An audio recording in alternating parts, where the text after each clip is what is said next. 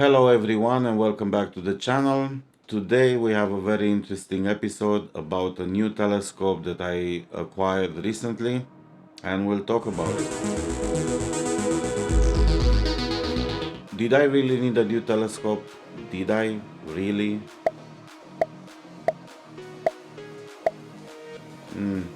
Perhaps not, but yet I got it. This is Adrian from Astrophotobobcat. Let's get into it.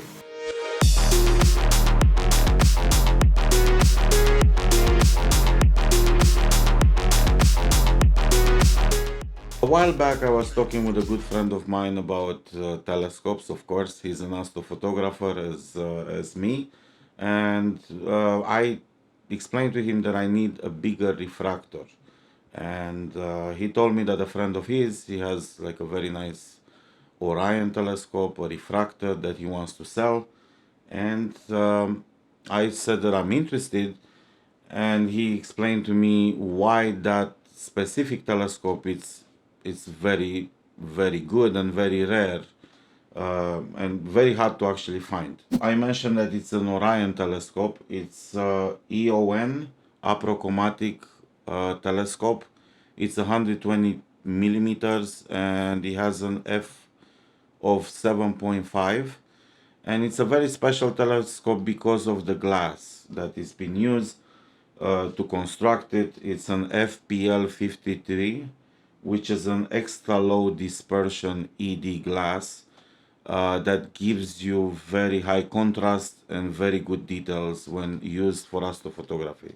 Alright, so I got to use this telescope for 3 targets, if I'm not wrong, and the best that I got,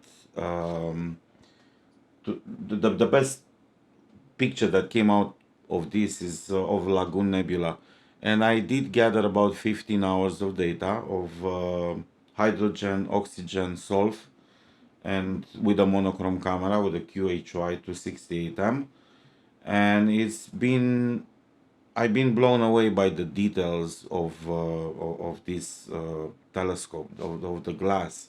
Of course, you have to take in consideration the camera as well, and it's a very sensitive camera that gets a lot of details. But in combination with this telescope, I think it's really a great setup.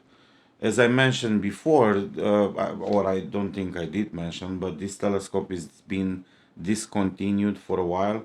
I'm not sure why. I would assume because the cost of the glass is kind of high.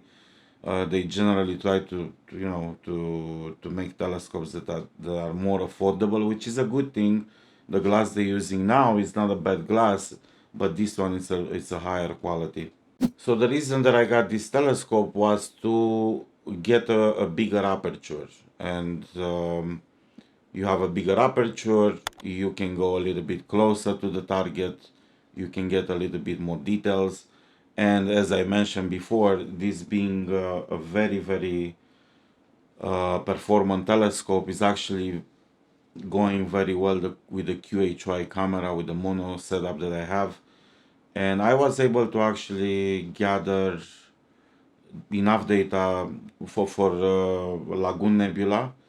I got about 15 hours. I was able to go and get a little bit of data on Eagle Nebula, and also I'm working on Helix Nebula. It's a planetary nebula. And I will show you the pictures that I got with this telescope at the end of the video. This is a very short video. I wanted to keep it short and just, tell everybody that I got a new toy, a new telescope. And yeah, hopefully I'll be able to get more pictures with it, and I'm gonna show you some tutorials in a near future. Until then, clear skies.